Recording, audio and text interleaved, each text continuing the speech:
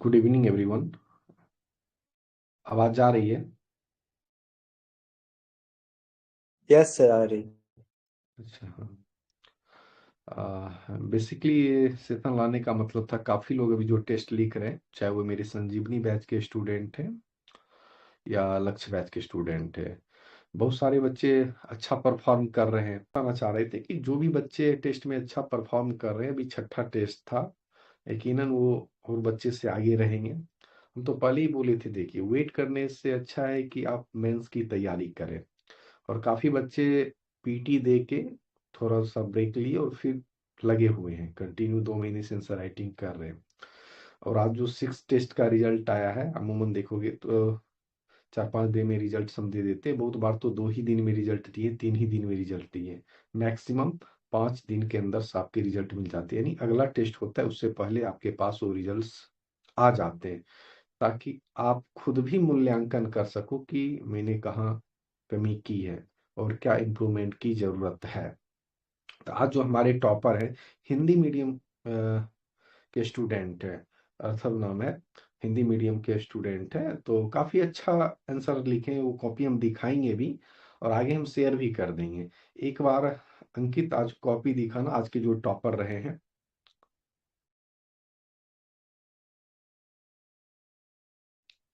एक बार अंकित screen share करके आप कॉपी दिखाना। और जो भी बच्चे जो भी बच्चे अभी भी नहीं लगे आंसर राइटिंग में, तो फिर आप सोच लो कि आप कितने पीछे रह जाओगे। आपको लगता होगा कि मेरे पास काफी टाइम है, टाइम तो यूं ही निकल जाता है, चुटकियों में निकल जाता है। आप सोचते रह जाओगे, 3 महीने 4 महीने ऐसे ही निकल जाएंगे। तो एटलीस्ट अब से भी जो है 3-4 महीने जो टाइम मिले, आंसर राइटिंग पे फोकस करो, ठीक है। प्रॉपर वे में हम लोग के द्वारा कॉपी चेक की जाती है, मैम भी देखती है, हम भी देखते हैं, और भी सिलेक्टेड लोग हैं जो बैकएंड में काम कर रहे हैं। कुछ लोग सिलेक्टेड लोग तो पढ़ा भी रहे हैं, कुछ लोग कॉपी चेक कर रहे हैं। तो हर एक चीज का ध्यान रखा जाता है। कॉपी यहाँ पे स्क्रीन जूम, अंकित जूम नहीं होगा क्या?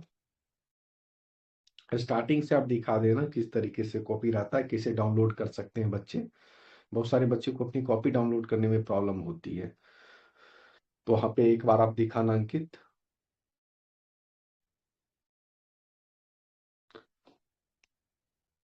नहीं, हाँ, एक बार क्वेश्चन भी दिखा दे कि चंपारण सत्याग्रह से पहला क्वेश्चन था, उसमें भी डायरेक्ट स्ट्रेट फॉरवर्ड क्वेश्चन नहीं था, है ना। आ, नवाचार से रिलेटेड था, है ना। क्वेश्चन एक बार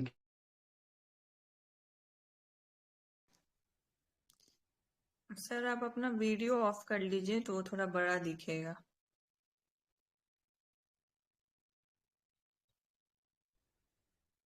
हाँ, क्वेश्चन एक बार अंकित दिखाना, क्वेश्चन दिखाना एक बार। क्वेश्चन जो हमारे थे वो एक बार दिखाना। ये इंग्लिश मीडियम के स्टूडेंट हैं, वो हिंदी मीडियम के, दोनों कॉपी हम आपके साथ। देखिए यहाँ क्वेश्चन सीधा सा पूछा है, चंपारण सत्याग्रह में अपनाई गई नवाचारी रणनीतियों का मूल्यांकन करें जिसमें अहिंसक प्रतिरोध एवं कानूनी हस्तक्षेप शामिल थे। ठीक है, अब देखिए बच्चे कितना स्टैंडर्ड आंसर लिखे, टू दी पॉइंट्स लिखे, फिर हम आपको मॉडल आंसर दिखाएंगे, ठीक है ना। एक बार बच्चे की कॉपी आप शेयर करना अंकित।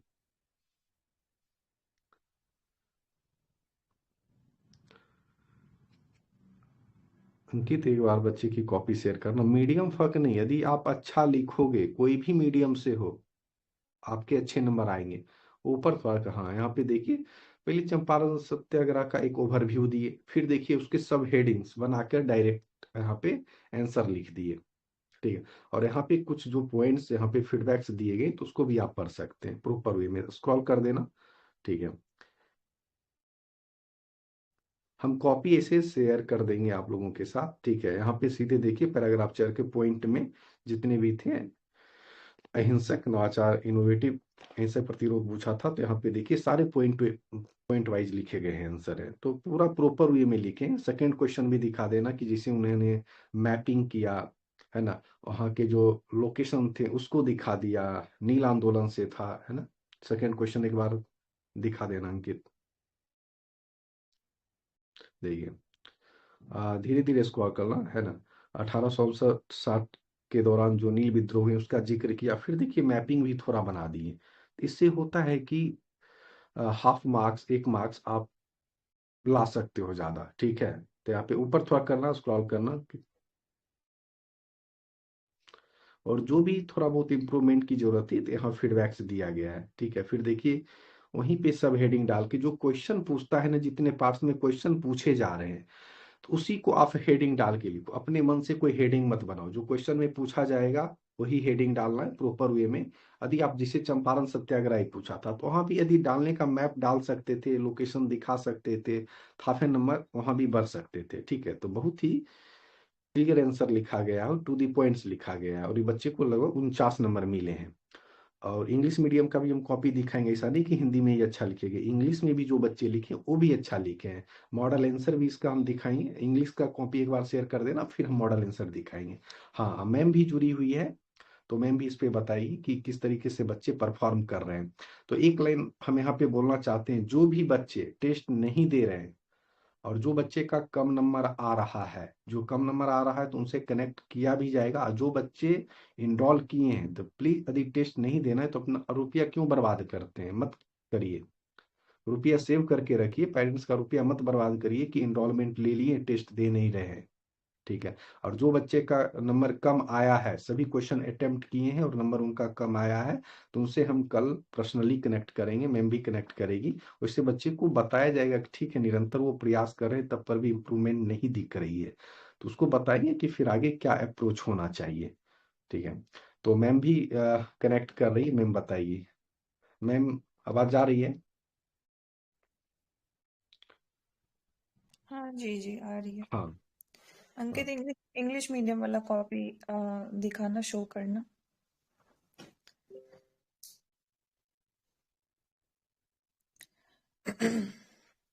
तो सबसे पहले जैसे सर ने बताया, the session is about the answer writing.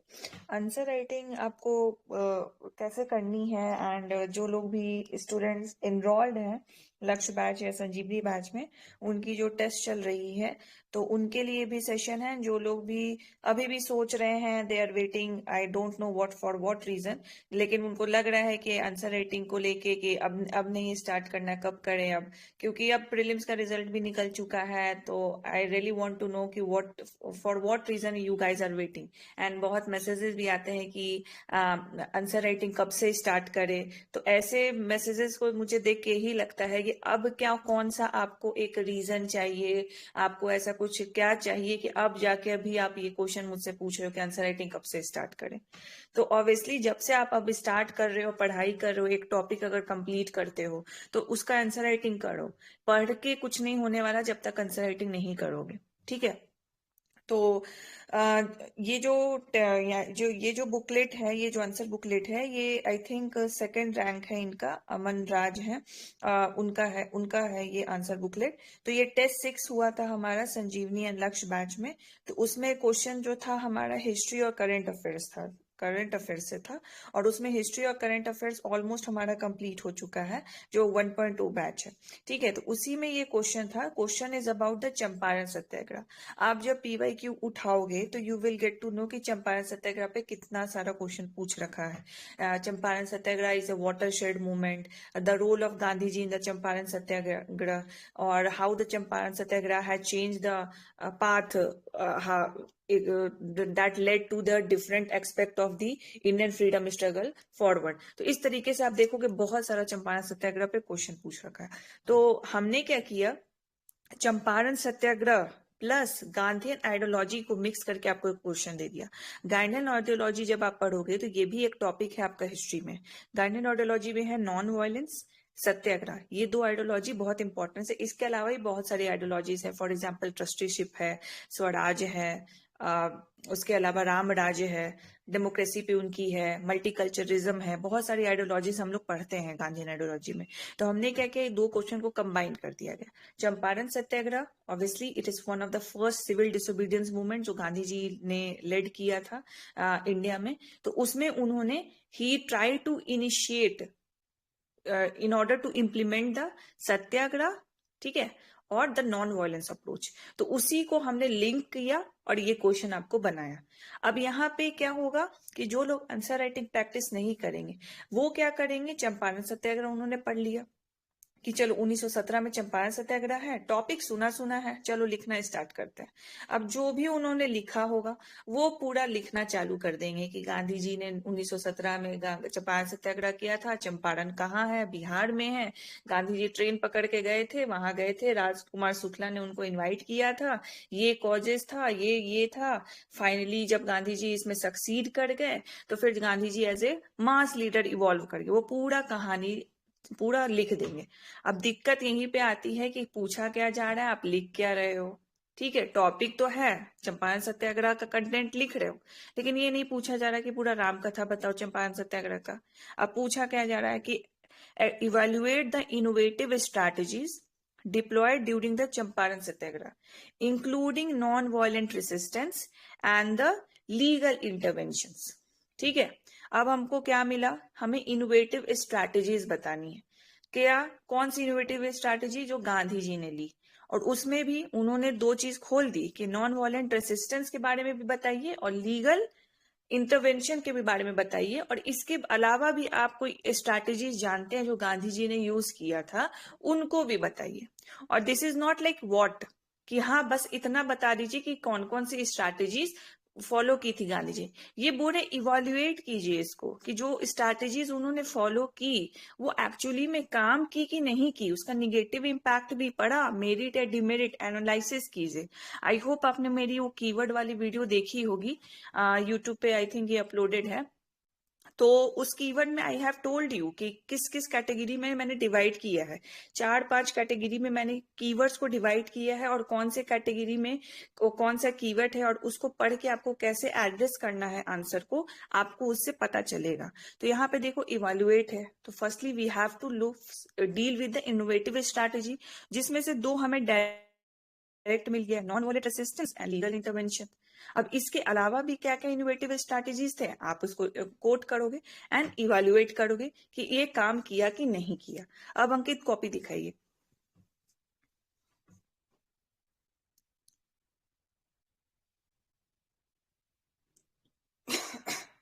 अंकित,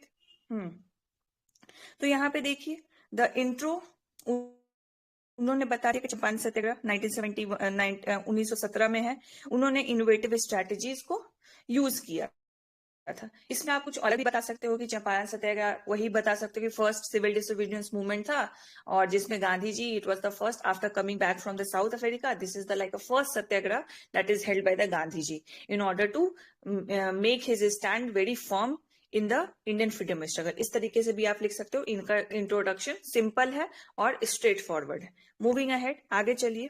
आगे चलिए तो इन्होंने एक थोड़ा सा पिक्टोरियल रिप्रेजेंटेशन दिया कि चंपारण से रिवोल्ट हुआ कहाँ था।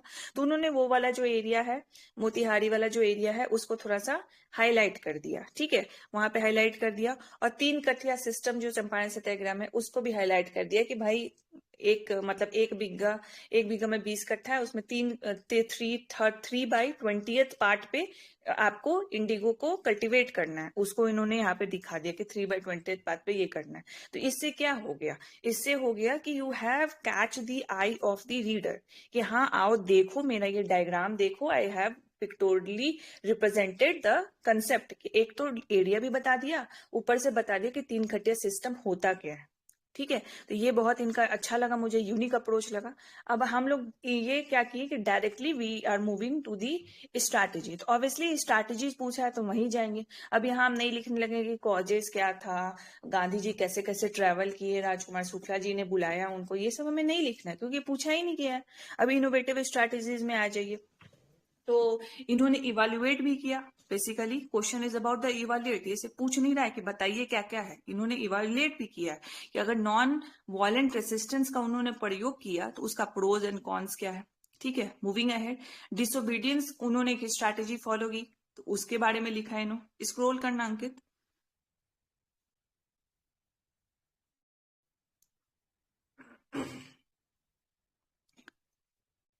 ठीक है, डिसोबीडियंस के बारे में और स्क्रॉल करो।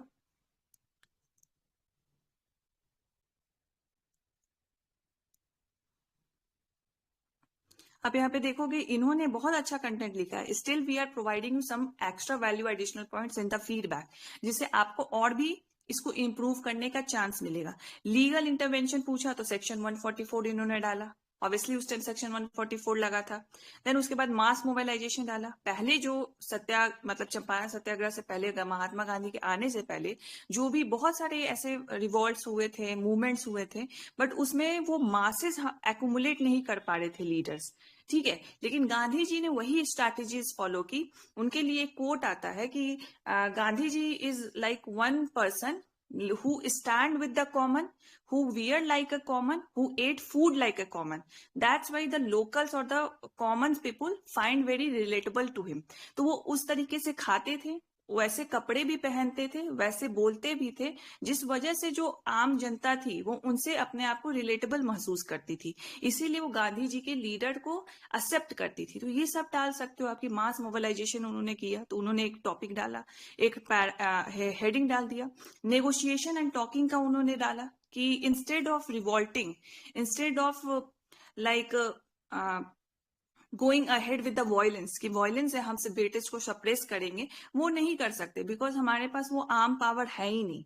ब्रिटिशर्स एक चुटकी में हमें सप्रेस कर देंगे। बट इन्होंने क्या किया, इन्होंने थ्रू टॉक्स, थ्रू नेगोशिएशन ये चीज को किया। अब यहीं पे और भी आप जब मॉडल आंसर देखोगे you will get to know कि चंपारण एग्रेरियन कमेटी बनी थी, जिसमें गांधी जी खुद भी लीड एक मेंबर थे। तो ये बहुत बड़ा स्टेप था उस टाइम पे, कि जहां पे इंडियंस को रिकॉग्नाइज नहीं किया जाता था, वहां गांधी जी को कमेटी का मेंबर बनाया गया, just to look after the conditions of the peasants of the Champaran. तो ये बहुत बड़ी बात थी। तो इन्होंने लेकिन चंपारण एग्रेरियन एक्ट के बारे में जिक्र किया कि ये कंसिक्वेंसेस हुआ। तो यहाँ पे इन्होंने क्या किया, स्ट्रैटेजीज बताए, स्ट्रैटेजी को इवेल्युएट भी किया एंड उसका कॉन्सिक्वेंसेस भी दे दिया, and finally you have to conclude it, ठीक है। तो इस तरीके से यहाँ पे भी आपको कुछ ना कुछ इंप्रूवमेंट्स आपको भी दिख रहा होगा, नहीं भी दिख रहा होगा, इट्स ओके, बिकॉज आपका इनिशियल स्टेप्स है।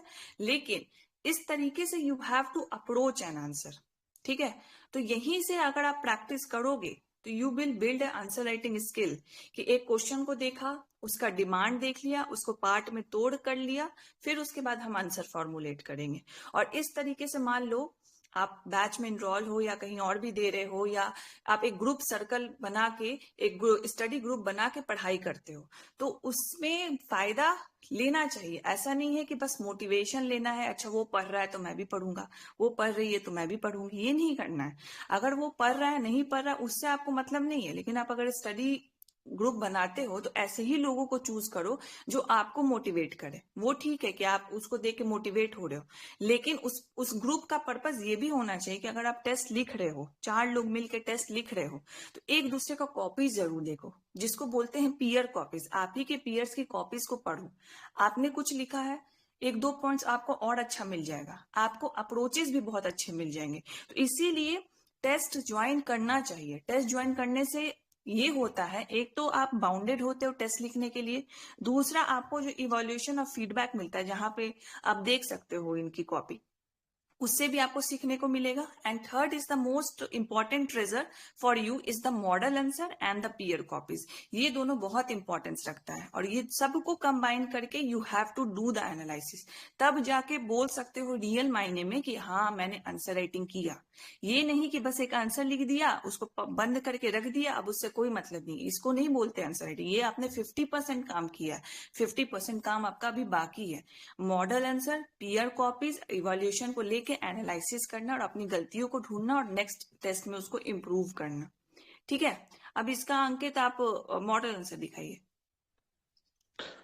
मॉडल आंसर भी अप टू मार्क होते हैं, टू दी पॉइंट रहते हैं, कोई कहानी, क्योंकि मेरे और मैम के द्वारा ही बनाया जाता है ये बेसिकली। हाँ जी, वही हम बताने वाले थे। जैसे यहाँ पे भी आप देखिए, evaluate the innovative strategy deployed. अब हमने यहाँ पे एक पाई चार्ट के थ्रू भी बता दिया कि ये इनोवेटिव स्ट्रैटेजी में इन्होंने ये जो पैरामीटर्स है उनको यूज किया था, because Gandhi ji doesn't believe any tangible material पे वो बिलीव नहीं करते थे कि हाँ वॉयलेंस यूज कर दो, कुछ पैसे दे दो, इस पे बिलीव नहीं करते थे। वो चाहते थे कि वो अपने अपोनेंट से भी स्पिरिचुअली कनेक्ट करे। उनकी एक लाइन है कि hate the sin not the sinner, पाप को नफरत करो लेकिन पापी को नफरत मत करो। तो उनका ये कहना था कि ब्रिटिशर जो सप्रेस कर रहे हैं, वो जो कर रहे हैं काम, उसको नफरत करो, not the Britishers. So he wanted to make sure कि जो इंडियन सिटीजन है वो इस कंसेप्ट को समझे कि तुम ब्रिटिशर से स्पिरिचुअली कनेक्ट करो कि उसको खुद लगे कि वो गलती कर रहा है और वो तुमको सप्रेस ना करे और तुमको वो तंग ना करे। तो इस पे वो बिलीव करते थे। तो we have given this pictorial representation to you कि क्या क्या उनकी इनोवेटिव स्ट्रैटेजी थी और वो बेसिकली किस आइडियोलॉजी पे बेस्ड थी। ठीक है, मूविंग अहेड और भी देखो, प्रिंसिपल ऑफ सत्याग्रह, नेक्स्ट है मास मोबिलाइजेशन। नेक्स्ट करो Ankit, scroll. Symbolic act of defence, empowerment through participation, legal intervention देखो, ऑफिशियल इंक्वायरी के साथ सेक्शन 144 भी लगा था। गांधी जी की बहुत एक फेमस लाइन है, जब वो चंपारण में पहुंचे थे और जो उनके पास जब ऑफिशियल्स भी आए थे तो उन्होंने बहुत एक फेमस लाइन बोला था कि यहाँ पे वो लोगों के सफरिंग के लिए आए हैं और जब तक उन सफरिंग के लिए वो लड़ेंगे नहीं तब तक वो यहाँ से हिलेंगे नहीं। तो इस तरीके के कोटेशन भी आप डाल सकते हो। Scroll Ankit.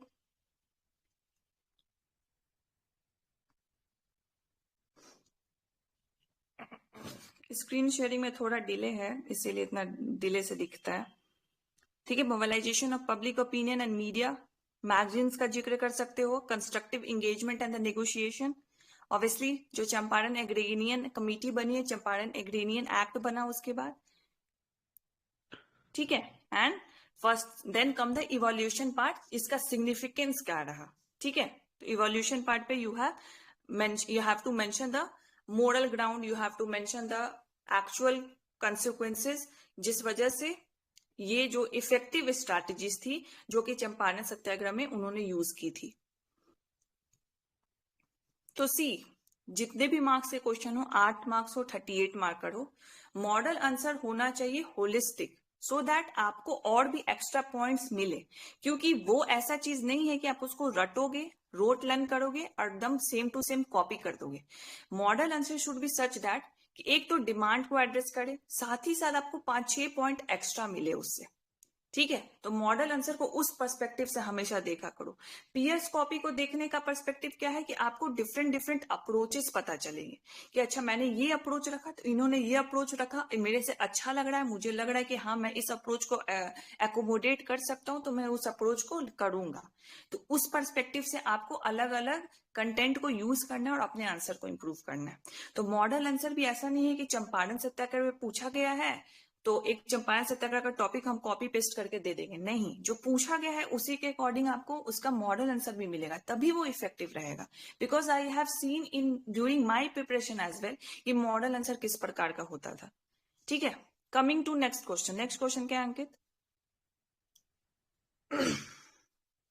I am giving you the gist कि कैसे आपको अगर कहीं पे भी ज्वाइन कर रहे हो, you have to look at these pointers कि हाँ देखो भाई, अगर मेरा टेस्ट हो रहा है, मैं टेस्ट भी लिख रहा हूं, तो मुझे इंप्रूवमेंट कहाँ कहाँ करनी है। Ultimately it is up to you, पढ़ना आप ही को है, लिखना आप ही को है, इंप्रूवमेंट आप ही को करना है। ठीक है, कोई यहाँ स्पून फीडिंग नहीं कराएगा। ऑब्वियसली स्पून पे जो मिठाई है ना वो हम लोग रख के दे देंगे, लेकिन उसको खाना आप ही को है। नेक्स्ट क्वेश्चन है, discuss the socio economic causes of the indigo revolt in Bengal. बहुत स्ट्रेट फॉरवर्ड क्वेश्चन है। इंडिगो रिवॉल्ट से आप स्टार्ट करोगे, सोशियो इकोनॉमिक को साथ में लिख दो या अलग अलग लिख दो। इसको अलग बनाने के लिए you can add flow chart, इसको अलग बनाने के लिए यू कैन ऐड मैप्स। ठीक है, स्टूडेंट का दिखाना answer.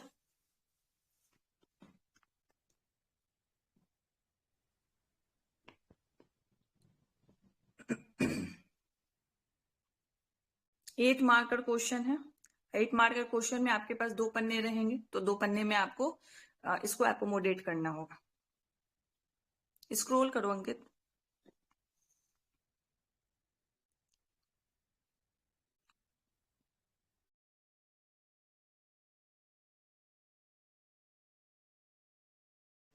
Screen share 2-3 minute 2 second का डिले है मैम। अच्छा ठीक है, कोई बात नहीं, करो ना।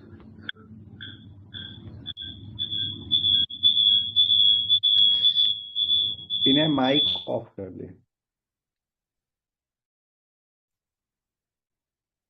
हाँ, सो देखो socio economic causes of the indigo revolt इन्होंने फ्लो चार्ट्स के थ्रू बताया है, और जितने भी पॉसिबल इनको कॉजेज पता थे, जो कि बहुत फेयर आर्गुमेंट्स हैं इनके, that's why we have given that.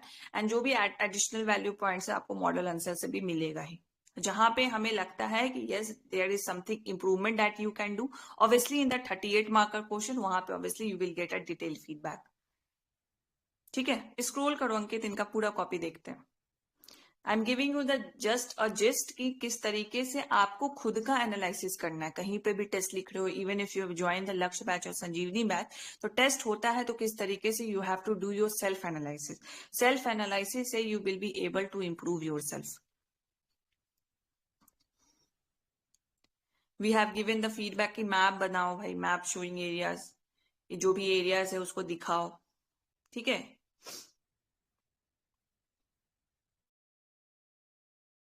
Waste Bengal और झारखंड वाला एरिया में इंडिगो रिवॉल्ट हुआ था, उसका मैप आप बना सकते हो उस टाइम का।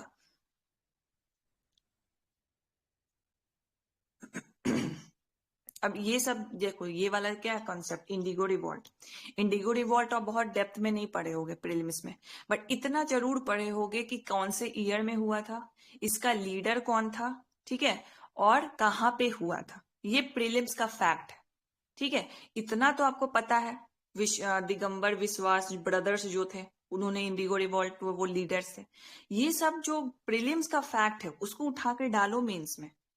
यहाँ पे प्रीलिम्स का फैक्ट्स आपका हेल्प करेगा, क्योंकि ऑब्वियसली आपने रिवॉल्ट्स पढ़ा होगा, ऑब्वियसली हम लोग सिविल अपराइजिंग पढ़ते हैं, पीजेंट मूवमेंट्स पढ़ते हैं, ट्राइबल रिवॉल्ट्स पढ़ते हैं। उसमें बेसिकली हम लोग क्या पढ़ते हैं, वो मूवमेंट का नाम, वो हुआ कहाँ था, कौन से ईयर में हुआ था, और उसमें लीडर कौन इन्वॉल्व थे। ये बेसिकली 4-5 चीज है जो प्रीलिम्स के लिए हम लोग पढ़ते हैं। और जब वही हम मेंस में आते हैं, we are going to read कि अच्छा ये रिवॉल्ट हुआ था, क्यों हुआ था, क्या रीजन था, अलग अलग डायमेंशंस के रीजन, सोशल, इकोनॉमिक, एडमिनिस्ट्रेटिव, सारे कल्चरल रीजंस। तो वो रीजंस पढ़ेंगे, फिर उसके बाद हुआ, फिर उसके बाद उसका कंसिक्वेंस क्या हुआ, रिजल्ट क्या हुआ। एंड उसी में अगर आप प्रीलिम्स का फैक्ट्स डाल दोगे तो प्रीलिम्स का नॉलेज भी आपका काम आ जाएगा, और आपके आंसर को एक वैल्यू इनरिचमेंट पॉइंट्स मिल जाएंगे। मूविंग अहेड, आगे स्क्रॉल करना अंकित। उसी में we have given you some content कि हाँ इसका प्रेजेंटेशन इंक्रीज अच्छा कर दो, मैप इसमें डाल सकते हो। अब देखो नेक्स्ट वाला question, disaster management act 2025, obviously news में है ये डिजास्टर मैनेजमेंट एक्ट, तो उस पर हमने पूछा। फिर नेक्स्ट क्वेश्चन देखो, सिविल डिसोबीडियंस मूवमेंट पे है, India struggle for the independence, causes and objective. ठीक है, देन उसके बाद लास्ट क्वेश्चन जो है हमारा वो है G7 मेंबर्स पे, जिसमें इंडिया की सस्टेन्ड इंगेजमेंट पे आपको बातें करनी थी। ठीक है, इनकी कॉपी हम शेयर कर देंगे, हिंदी मीडियम और English medium. I like you to go through the copy and see कि किस तरीके से you have to actually write. ठीक है, बिकॉज आप दूसरों की कॉपी से बहुत कुछ सीख सकते हो जो आपके साथ है। इसीलिए अगर टेस्ट जैसा प्लेटफॉर्म ना हो तो आपको पता भी नहीं चलेगा कि सामने वाला किस अप्रोच के साथ लिखता है।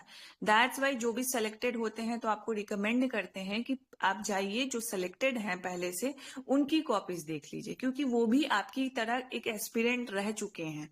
ठीक है, और उन्होंने वो अपने एस्पिरेंट जर्नी में वही सीखा है और उसी को जाके मेंस के एग्जाम में लिखा है, तो उनसे आप बहुत कुछ सीख सकते हैं। ठीक है, रटा रटाया वहां नहीं चलेगा, जो बुकिश नॉलेज है वो नहीं चलेगा। आपको अपने स्टेटमेंट में ही लिखना है, आपको खुद से कंसाइज करके ही लिखना है, बट वो आप प्रैक्टिस कितना करते हो वो अल्टीमेटली मैटर करता है। ठीक है, so this is I like to provide you the gist कि कैसे आपको मेंस का टेस्ट को फॉलो करना है लक्ष्य बैच में, संजीवनी बैच में। एंड जैसा सर ने बोला कि जो लोग भी नहीं लिख रहे हैं, एक बार थिंक कर लो कि you have invested your money. ठीक है, उसको बर्बाद मत होने दो। और इस बैच से अगर आपने ज्वाइन किया है तो आई वुड वांट कि मैक्सिमम स्टूडेंट मेंस क्वालिफाई करे, क्योंकि ultimately we want result from you. And I also hope कि आप भी यही चाहते हो। ऐसा नहीं है कि बस बैच ले लिया, बस अपने आप को सेटिस्फाई कर रहे हैं कि बैच तो परचेज कर लिया ना, अब मेरा पर्पस फुल हो चुका है, मेरा मेंस निकल जाएगा। अरे पढ़ोगे तभी निकलेगा, लिखोगे तभी निकलेगा, ऐसे नहीं निकलने वाला है।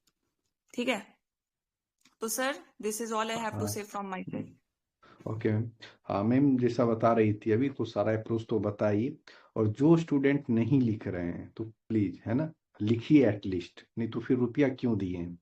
जो भी इनरोल हैं देख रहे हैं कि ठीक है, बहुत सारे स्टूडेंट ऐसे भी नहीं लिख रहे हैं। और जिनको कम नंबर आ रहा है तो उससे कल कनेक्ट करेंगे, कल उनकी कॉपी गो थ्रू करेंगे, देखेंगे कहाँ पे उनकी लैकिंग आ रही है। फिर उनसे भी कनेक्ट किया जाएगा पर्सनली और बताया भी जाएगा।